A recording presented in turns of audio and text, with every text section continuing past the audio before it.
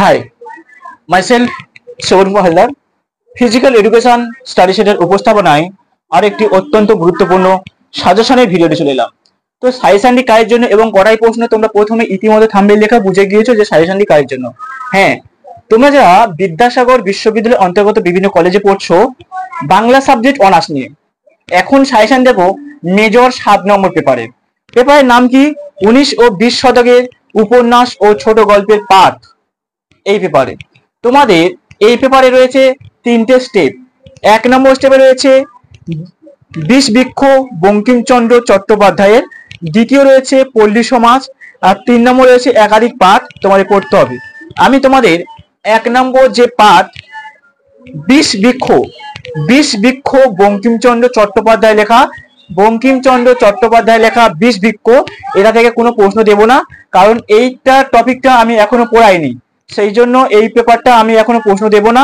এই টপিকটা তোমাদের প্রশ্ন দেব পল্লী সমাজ অর্থাৎ 2 নম্বর স্টেপ এবং 3 নম্বর স্টেপ থেকে। তাহলে প্রশ্নগুলি একটু লেখো। প্রশ্ন মান 10। তাহলে প্রশ্নগুলি লেখো। পল্লী সমাজ উপন্যাস শরৎচন্দ্র চট্টোপাধ্যায় লেখা, ভালো করে শোনো, শরৎচন্দ্র চট্টোপাধ্যায় লেখা পল্লী সমাজ উপন্যাস থেকে তোমরা করবে পল্লী সমাজ উপন্যাসের নামকরণ সার্থকতা বিষয়বস্তু। কি বললাম? নামকরণ সার্থকতা বিষয়বস্তু ভালো করবে। আর করবে পল্লী সমাজ উপন্যাসের যে প্রধান চরিত্র হলো গিয়ে রমা রমেশ। ঠিক আছে, পল্লী সমাজ উপন্যাসের প্রধান দুটো চরিত্র রমার চরিত্র আর রমেশ চরিত্র, এটা করছো। তাহলে কি বললাম? নামকরণ বিষয়বস্তু, নামকরণ সার্থকতা বা বিষয়বস্তু। পরবর্তী, পল্লী সমাজ উপন্যাসের রমার চরিত্র, পল্লী সমাজ উপন্যাসে রমেশ চরিত্র, নায়ক নায়িকা চরিত্র। আচ্ছা, ভিলেন চরিত্রকে না বেনি ঘোষাল চরিত্র। তাহলে করবে পল্লী সমাজ উপন্যাসে বেনি ঘোষাল চরিত্র। দ্বিতীয় চরিত্র জেঠাইমা চরিত্র, জেঠাইমাকে না বিশ্বেশ্বরী ঘোষাল, জেঠাইমা চরিত্র বিশ্বেশ্বরী ঘোষাল। ঠিক আছে, পরবর্তী প্রশ্ন করছি কি? পল্লী সমাজ উপন্যাসে বিশ্বেশ্বরী ঘোষাল অর্থাৎ জেঠাইমার চরিত্র। পরবর্তী প্রশ্ন, পল্লী সমাজ উপন্যাসে রমা ও রমেশের প্রেম কাহিনী অর্থাৎ পারস্পরিক সম্পর্ক। আর করছো কি? এবারে 5 নম্বরের প্রশ্ন, এখানে কোনো সাজেশন হয় না। 5 নম্বরের প্রশ্ন একাধিক প্রশ্ন দেবো, শেষে প্রশ্ন দেবো, অবশ্যই শুনবে। আর যদি বলে এখন দিয়ে দাও তাহলে এখন দিচ্ছি। 5 নম্বরের প্রশ্ন অতিরিক্ত ভাবে রাখছি। 5 নম্বরের প্রশ্ন, তাহলে এখান থেকে 5 নম্বরের প্রশ্ন করবে গোবিন্দ গাঙ্গুলি চরিত্র 5 নম্বর জন্য, ধর্মদাস, পরাণ হালদার, ভৈরব আচার্য, দিনু ভট্টাচার্য, কামিনীর মা, কুয়াপুর গ্রাম সম্পর্কে আলোচনা। কুয়াপুর গ্রাম কোন কোথায় হয়েছিল? না কুয়াপুর গ্রামকে উল্লেখ করেছিল। আর করবে দুধ পুকুর সম্পর্কে টিকা, স্কুল বাড়ির বিবরণ, মুখুর্জ পরিবারের সম্পর্কে লেখো, আর ঘোষাল পরিবার সম্পর্কে লেখো। এই যে পল্লী সমাজ উপন্যাসটি দুটো পরিবারকে কেন্দ্র করে উঠেছিল। কোন পরিবার? না সেটা হচ্ছে কি মুখুর্জ পরিবার আর ঘোষাল পরিবার। তাহলে মুখুর্জ পরিবার সম্পর্কে তোমার পড়তে হবে আর ঘোষাল পরিবার সম্পর্কে তোমাকে জানতে হবে। আর আমি যদি তোমাদেরকে বুঝিয়ে দিই এই পল্লী সমাজ সম্পর্কে, রমা রমেশ অর্থাৎ গ্রাম বাংলা পরীক্ষা কি করে ওরা যে স্ট্রাকচারটা যদি বুঝিয়ে দিই, বই পড়া লাগবে না। আর সমস্ত উত্তর আমি পিডিএফ দিয়ে দেবো যারা উত্তর সংগ্রহ করতে চাইছো। আর একের পর একটা শর্ট ভিডিওতে উত্তর দিয়ে দেবো। যারা উত্তরগুলি দেখতে চাইছো শর্ট ভিডিওতে উত্তরগুলি দেখে নেবে, একটা পর একটা পোস্ট করে দেবো শর্ট ভিডিওতে। ঠিক আছে, যাই হোক, পল্লী সমাজ উপন্যাস থেকে 6টা প্রশ্ন দিয়েছি। কি কি প্রশ্ন দিয়েছিলাম?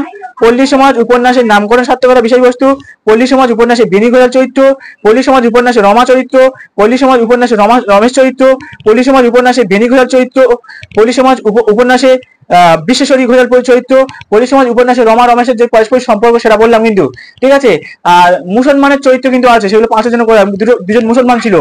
ঠিক আছে, মুসলমানের ছেলে দুটো মুসলমান, সেটাও দেখতে হবে যে কত টাকার জন্য বাঁধ ভেঙে দিয়েছিল, বাঁধ কেন আটকাতে গিয়েছিল, এগুলো করতে হবে। কত টাকা জরিমানা করেছিল।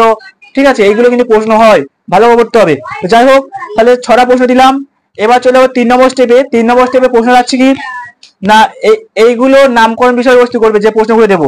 তাহলে লিখে নাও, প্রভাত কুমার মুখোপাধ্যায়ের বিবাহের বিজ্ঞাপন। প্রভাত কুমার মুখোপাধ্যায়ের বিবাহের বিজ্ঞাপন, এই সম্পর্কে যাই প্রশ্ন হোক না কেন আমি যে নোটসটা দেবো ওটা লিখে দিলে হয়ে যাবে। ঠিক আছে, এবার যেগুলো বলবো যাই প্রশ্ন দিই না কেন আমি যে নোটসটা দেবো ওটা লিখলে হয়ে যাবে। পরবর্তী প্রশ্ন করবে, সংক্ষেপ বলছি। ঠিক আছে, শ্রীপতি সামন্ত বনফুল প্রেমেন্দ্র মিত্রর সংসার সীমান্তে আর করবে মহেশ্বর দেবীর বিছন। এই কটা প্রশ্ন, আর কোনো প্রশ্ন করতে লাগবে না, চ্যালেঞ্জ করে বললাম। এই প্রশ্নগুলি ভালোভাবে পড়বে। এবার দেখো, তোমাদের শেষে যে 4টে প্রশ্ন বললাম, প্রভাত মুখোপাধ্যায়ের বিবাহের বিজ্ঞাপন, শ্রীপতি সামন্তের বনফুল, প্রেমেন্দ্র মিত্রের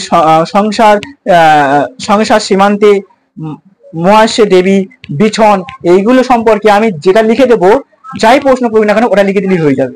আশা করছি বোঝাতে পারলাম। ওকে। আর পল্লী সমাজটা থেকে যে প্রশ্নগুলি দিলাম, পল্লী সমাজটা যারা আমার কাছে ক্লাস করবে, আমি সেফ যদি একবার বুঝিয়ে দিই, কি বললাম, পল্লী সমাজটা যদি একবার বুঝিয়ে দিই, বই পড়তে হবে না, পল্লী সমাজটা সেফ একবার বুঝিয়ে দেবো। আর ইউটিউবে আমি একটা ভিডিও করবো পল্লী সমাজ সম্পর্কে, যারা বুঝতে চাইছো অবশ্যই চ্যানেলটাকে সাবস্ক্রাইব করে রেখো। পল্লী সমাজ সম্পর্কে একটা ক্লাস দেবো, অবশ্যই প্রত্যেকে বলো চ্যানেলটাকে সাবস্ক্রাইব করে সঙ্গে থেকো।